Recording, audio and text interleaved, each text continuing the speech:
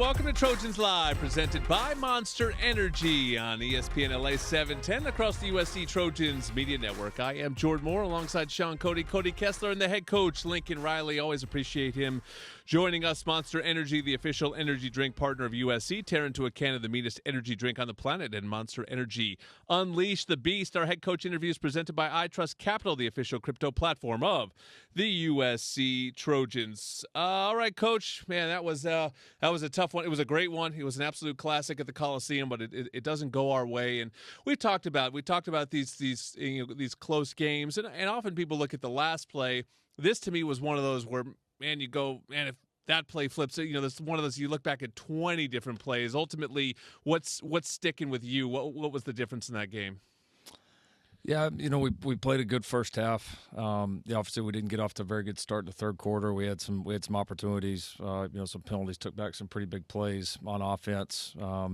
Had some opportunities to get off the field defensively. Obviously, especially there at the end, a couple of the fourth downs. But yeah, no, it is. It's excruciating to watch it because there's a lot of good plays on tape by all three sides of the ball. But we're missing some opportunities, and they've been golden opportunities because we've done the hard work to put ourselves in position to win all of these games. And you get down to the end, though, and you've got to be able to focus in and eliminate some of the mistakes that have plagued us to be able to close these games out. And no, it's always tough when your team lays it on the line like we did. I mean, we played as hard and as just, I think, inspired as we probably have all year. And so when you do that and you don't get the result, it's a kick in the gut, right? There's no other way to describe it. And so no, and I think it's, I think for the team, for us, it's going to be about, all right, our response now, right? It's we all know what we're 3 plays away from right now, but we're not that right now, and we're in the situation that we're in, and we've got to go fight and dig ourselves out of it, and we got to keep putting ourselves in position to win. But most importantly, we've got to play better at the end and take advantage of all the hard work and good things that we are doing. Coach, specifically against Penn State, you scored 30 points against a Penn State defense that hasn't given that many points up in quite a while. You missed some opportunities after interceptions. You're maybe a foot away from Deuce Robinson setting you up for field goal position. What was your breakdown offensively? Good, but almost great, right? Yeah, it was. It was a good performance. It was. It was close to being really, really good. I thought our O-line came in, did a really good job. That's a really good group. We ran the ball well. I thought for the most part we did a really nice job protecting Miller. Only gave up the 1 sack. And so I thought the O-line really, stepped up to the challenge, which we knew was going to be a big piece of it. We definitely made a lot of big plays, and we were pretty balanced, like that. And that was what we hoped to be. Mm-hmm. And so I think those were the positives. We did a nice job in the red zone. But yeah, I mean, I think you look back at the couple of penalties, the one on the split zone that was, I don't know if that was a legal cut block, but that was a big one. Obviously the holding penalty that Deuce catches the ball on the 3rd and 11 and goes down, I think, to the 4-yard line. And then, like you said, a couple of the turnovers where we got great field position and had to settle for field goals. And so I think those are the big ones that you look at and say, man, we had opportunities. And then certainly the 2-minute drive, certainly the last offensive play on the tip ball interception where we had a great opportunity to be in a pretty chip shot field goal range. So, yeah, had our chances. We did some really good things. We did some things better offensively in this game. Probably better than we have all year, especially considering how strong of an opponent it was. But it's definitely got to get better, and we had some chances to go separate offensively. Coach, you touched on it briefly there, but an up and down day for Miller. I thought he did some things well. I thought he did a really good job of moving around in the pocket, creating some plays with his feet and throwing on the run. Overall, watching the tape back, what'd you see from your quarterback in his performance? Yeah, he was awesome on the run. He made some just ridiculously good throws. He missed a couple of throws that are normally really, really routine from him. Yeah. And they were aggressive throws. I mean, just about each one of them was just missed a little bit too aggressively, and so you love it. It shows it's a confident quarterback. I mean, he's rocking and firing, and it's what he's got to keep doing. And so, decision-wise, he only had a couple of loose decisions on the day. did a good job taking care of the ball. So it was a good performance, and it was a couple of loose throws away from being a really, really good performance. You're listening to the head coach, Lincoln Riley, on Trojans Live. Coach, the sample size is getting larger here with the Big Ten, and it's just different. I mean, let's just take the downfield pass routes. There's a lot more contact on these routes. There's just both ways, but there's a lot more contact. Is it starting to change the way that you're calling the game? How are you looking at these things when you see sort of week after week the same kind of thing happen where, they're just kind of letting them play out there, quote unquote, and it is throwing off a lot of the timing on these routes? How do you process that when we're just in a league that right now it doesn't seem like those calls are really happening? Yeah, they just – we just haven't gotten many of them, honestly. I mean, to be honest, we've just had some, some tough breaks, especially at the end of these last two that just hadn't fallen our way, obviously. And so, I don't know that I don't know that overall it's a as big a difference as that. I mean, I do think the league as a whole, has a philosophy of trying to throw a few less flags, which, like I said before, I'm generally in favor of. But you can't let it cross over into affecting the game, and you got to make sure that it's consistent, from first half to second half, from team one to team two, and I think it's part of football. Everybody, you go through stretches; these things tend to even out over time. But we've certainly been on the shorter end a little bit, and we understand that, and that's. You got to overcome it, right? That's one of the beauties of the game, is overcoming the adversities that come your way. So, no, we're continuing to communicate with the conference. We're continuing to communicate with the officials that we do have to try to continue to get a great feel for what's being called, how it's being called. But no, we've got to execute better, and eventually the breaks will come. Coach, defensively, great first half. You give up 6 points. You bend a little bit, but you don't break on some of those first half plays. Second half come out a little slow. They're able to take advantage of you a little bit. And then Tyler Warren was a big problem all day. 44. Going to this one, it was going to be tough. Was it the ability for Penn State to scheme him open more? Was it some blown coverages? Or was it where he was just able to have a big day? Well, I think a couple things coming in. One, they're going to target him a lot. Some of those catches are shovel passes and stuff like that. Like, they're going to get him involved. And I think the thing you got to do against really good players that they're going to feature is you got to just make things tough on them, right? You got to make them earn it. And I think in the first half we generally did that. Yep. And in the second half, we busted a couple of coverages, one on the trick play and a couple on two different wheel type play action routes that were. And all of a sudden you leave the guy wide open, and those are the ones that you cannot have. And so, we had a couple of coverage busts that led to some of those explosive plays, and we got a little bit greedy. We weren't our eyes were not where they were supposed to be, and a good team and a really good player like that is gonna make you pay. And those were honestly where a lot of the explosives came from. And so, and I think that was the biggest difference from the first to second half. We got off the field when we needed to in the first half. Even when they drove it, we were able to limit them to field goals, and we just simply didn't do a good enough job of that in the second half.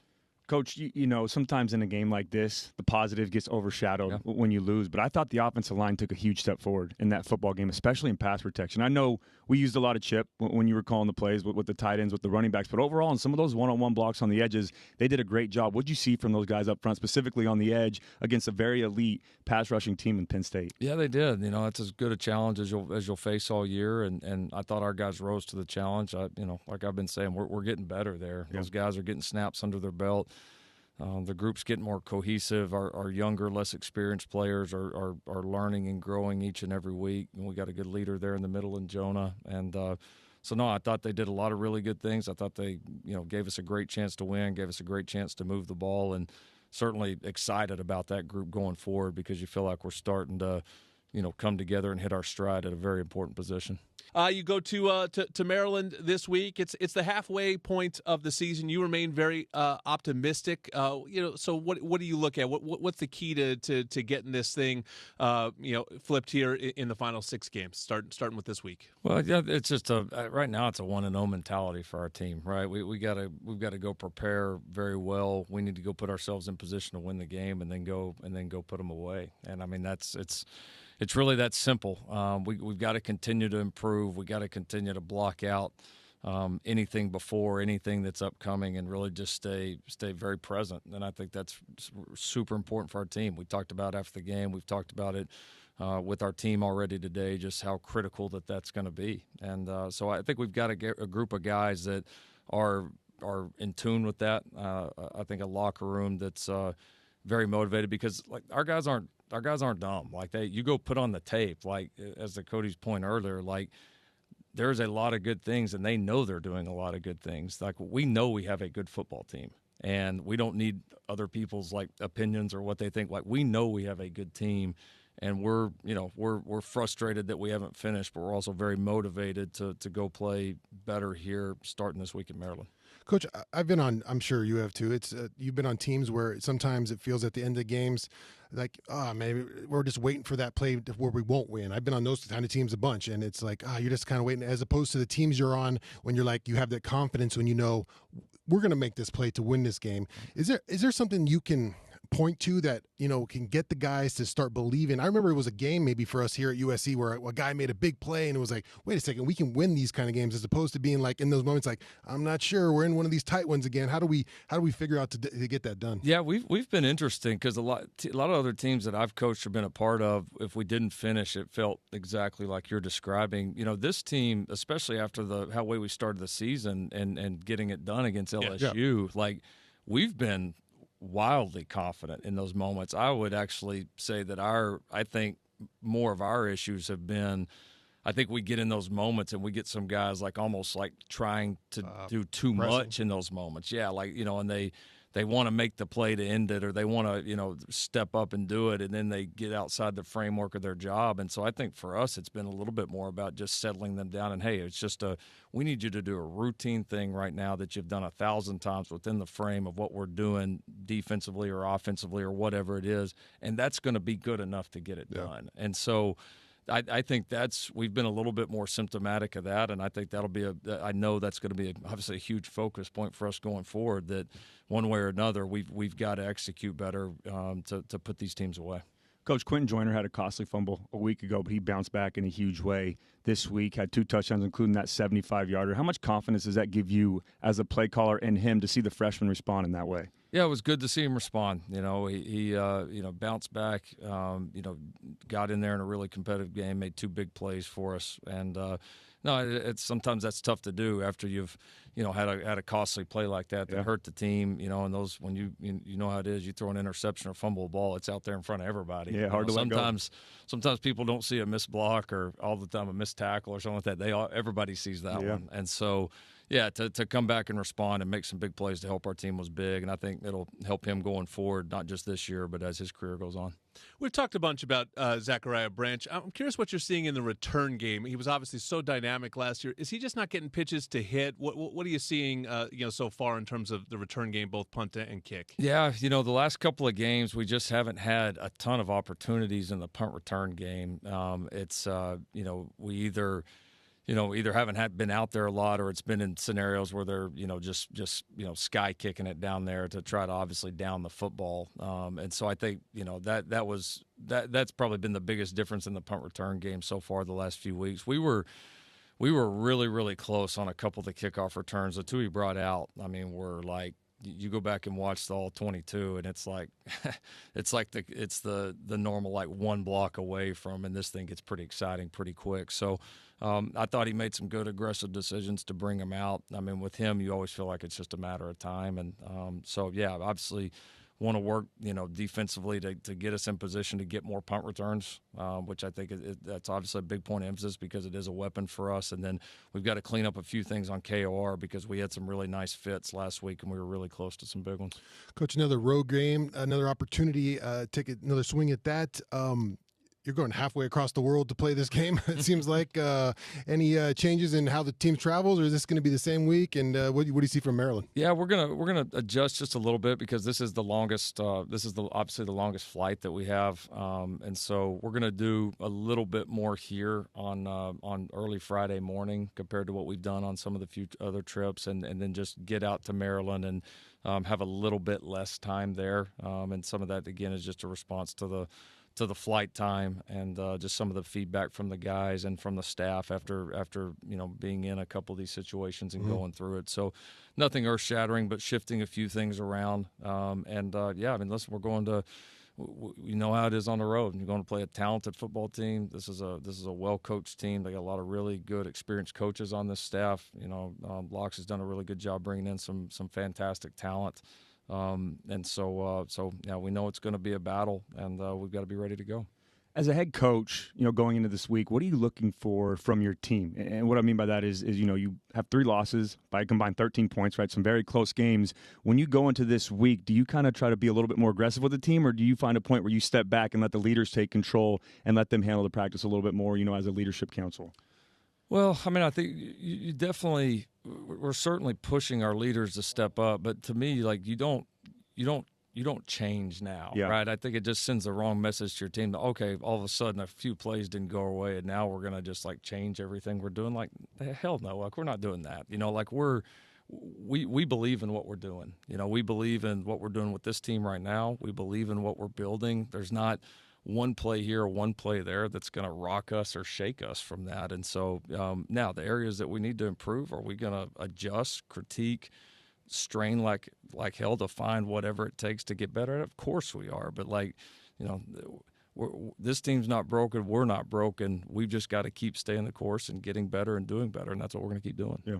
Appreciate the time, Coach. We will talk to you next week about USC and Maryland. That is a 1 p.m. Pacific time kick on FS1 on Saturday. Trojan Tailgate Show presented by Yeti will go off at 11 a.m. Pacific time.